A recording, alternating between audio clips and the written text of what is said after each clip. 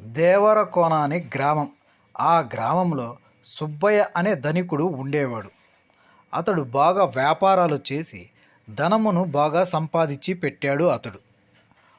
అతనుకు ముగ్గురు కొడుకులు. అతను చనిపోయే సమయంలో తన ముగ్గురు కొడుకులు చెంతకు పిలిపించి వాళ్లతో ఇలా అంటాడు.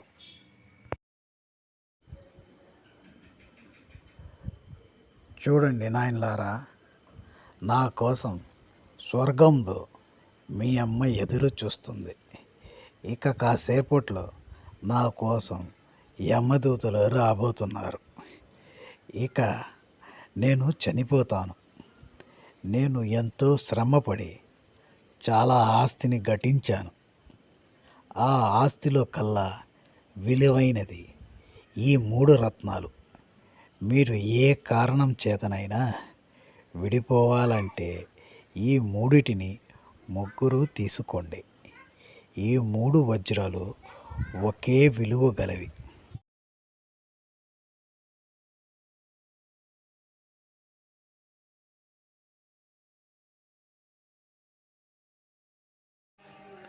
ఆ విధంగా చెప్పి తండ్రి మరణిస్తాడు. ఆ ముగ్గురు అన్నాదమ్ములు తండ్రి శరీరాన్ని చితి అంటించి అక్కడి నుంచి తిరిగి ఇంటికి వెళ్ళిపోతారు. అలా కొన్ని నెలలు గడిచిపోతాయి. ఒకరోజు అన్నాదమ్ముళ్ళు తనిగా ఉంటామని నిర్ణయించుకుంటారు. ఆస్తిలో ముఖ్యమైనది రత్నాలు గనుక వాటిని తలా ఒకటి తీసుకుందామని రత్నపేటిక తెరిచి చూసేసరికి అందులో 2 రత్నాలు ఉంటాయి. ఆ రెండిటిని చూసి అప్పుడు పెద్దవాడు ఇలా అంటాడు. ఈ రత్నాల గురించి మన ముగ్గురికి తప్ప ఇంకెవ్వరికీ తెలీదు. ఆ ఒక్క రత్నాన్ని దొంగిలించిన దొంగ మన ముగ్గురు అన్నాదమ్ముల్లో ఒకడై ఉండాలి. పరాయి వాడు కావడానికి వీలు లేదు. మనలో ఒకరు ఆ రత్నాన్ని హరించారు. మనం ఒకరికి ఒకరు నిందించుకోవడం ఏమాత్రం భావ్యంగా ఉండదు. కనుక రత్నాన్ని దొంగిలించిన వాడు తన నేరాన్ని తను ఒప్పుకోవడానికి భయపడవచ్చు, సిగ్గుపడవచ్చు. అలా అని ఎవరికి అన్యాయం జరగకుండా రేపు లోపల ఆ రత్నాన్ని తిరిగి యథాస్థానంలో ఉంచేయండి. పెద్దవాడు మాటలు విన్న చిన్నవాడు అన్నతో ఇలా అంటాడు. ఒకవేళ ఆ 3వ రత్నాన్ని ఆ పెట్టెలో పెట్టని పక్షం ఏం చేయాలి? ఏముంది, ముగ్గురం వెళ్ళి రాజుగారికి ఫిర్యాదు చేస్తాం. నేరాన్ని నిరూపించే భారం ఆ రాజుదే.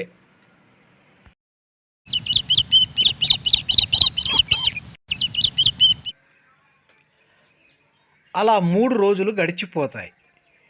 పోయిన రత్నం తిరిగి రత్నపేటిలోకి రాలేదు. అప్పుడు ముగ్గురు అన్నాదమ్ములు ప్రయాణమై రాజుగారి దగ్గరికి వెళ్ళి జరిగిందంతా చెప్తారు. ప్రభు, మాలో ఆ దొంగ ఎవరో మీరే నిర్ణయించాల్సింది కోరారు. వాళ్ళ మాటలు విన్న రాజు ఆశ్చర్యపోయాడు. ఆ ముగ్గురు అన్నాదమ్ములతో ఇలా అంటాడు.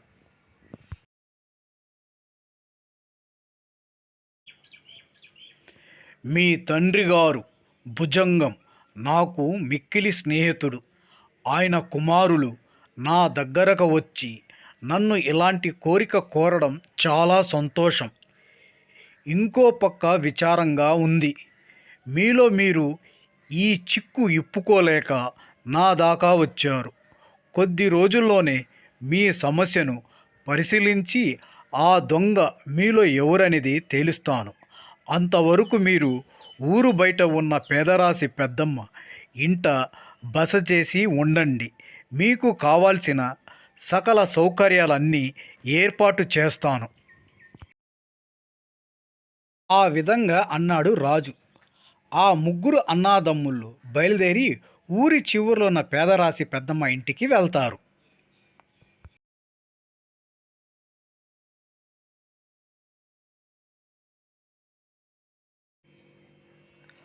ముగ్గురు అన్నదమ్ముళ్ళు పేదరాశి పెద్దమ్మ ఇంట బస చేశారు.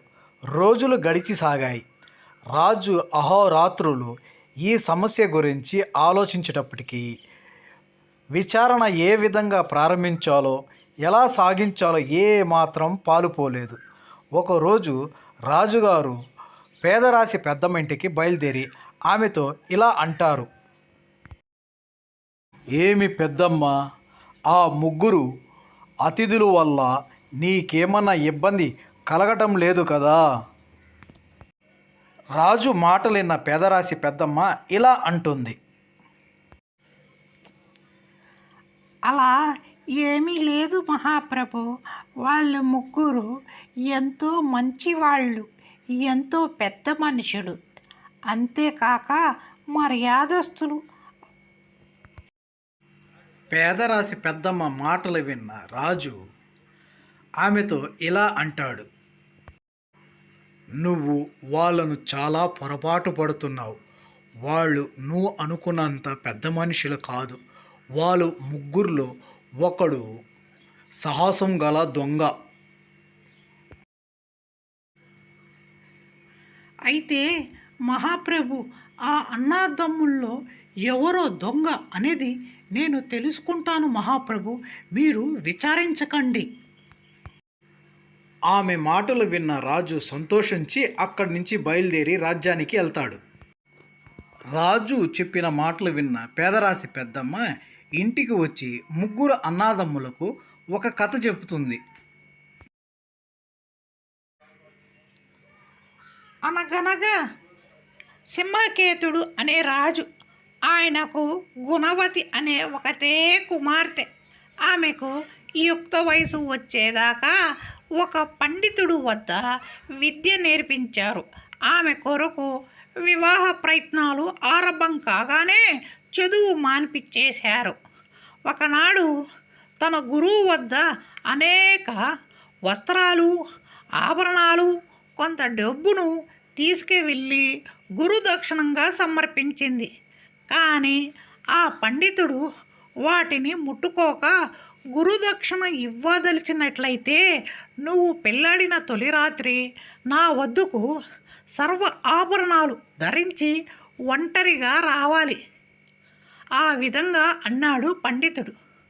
గురువు మాటలు విన్న గుణవతి సరే అని అక్కడి నుంచి వెళ్ళిపోయింది.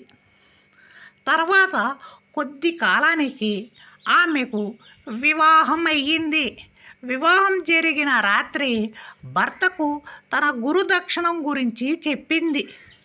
భర్త సరే వెళ్ళిరా అన్నాడు. గుణవతి నగలన్నీ ధరించి గురువు ఇంటికి బయలుదేరింది. దారిలో ఆమెకు ఒక దొంగ అడ్డుపడి నగలన్నీ ఇవ్వమన్నాడు, లేకపోతే చంపుతాను అని బెదిరించాడు. అప్పుడు గుణవతి దొంగ వాడితో తన గురుదక్షిణం గురించి చెప్పింది. తిరిగి వచ్చేటప్పుడు తన నగలన్నీ ఇస్తానన్నింది. ఆమె మాటలకు దొంగ ఒప్పుకున్నాడు. గుణవతి గురువువారి ఇంటికి చేరుకుంది. గురువుగారు తన శిష్యురాలిని సత్యనందకు సంతోషించి, తల్లి, నేను చెప్పిన చదువు సార్థకం చేశావు. నీకు ఏమి ప్రమాదం రాబోయేది కూడా తెలియకుండానే అన్నమాట నిలబెట్టుకున్నావు. ఇదే నాకు సరైన గురుదక్షిణం. నువ్వు వెంటనే తిరిగి వెళ్ళి నీ భర్తతో కలకాలం సుఖంగా కాపురం చెయ్యి అని ఆమెను హృదయపూర్వకంగా ఆస్వాదించి గుణవతిని పంపాడు. గురువు గారికి నమస్కారం చేసి తిరిగి వస్తున్న దారిలో తన కోసం వేచి ఉన్న దొంగను చూసి, ఇవిగో బాబు నగలు, నీవు తీసుకో అన్నది. ఈమె మాటతో దొంగ హృదయం మారిపోయింది.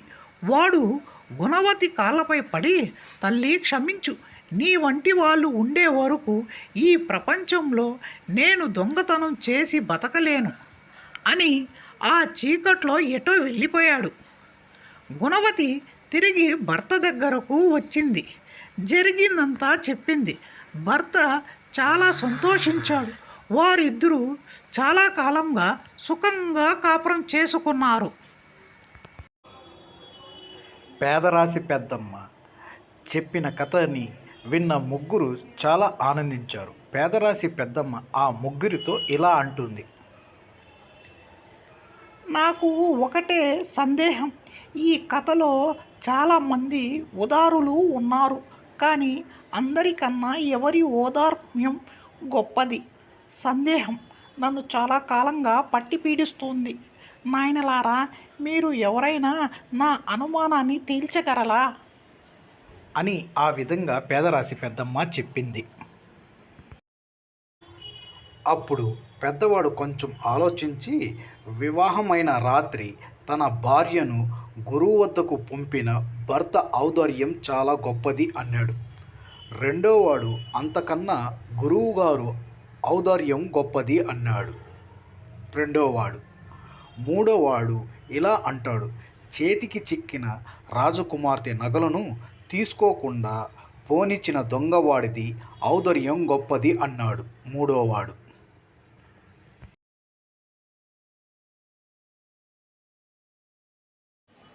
అప్పుడు పేదరాశి పెద్దమ్మ ఇలా అంటుంది.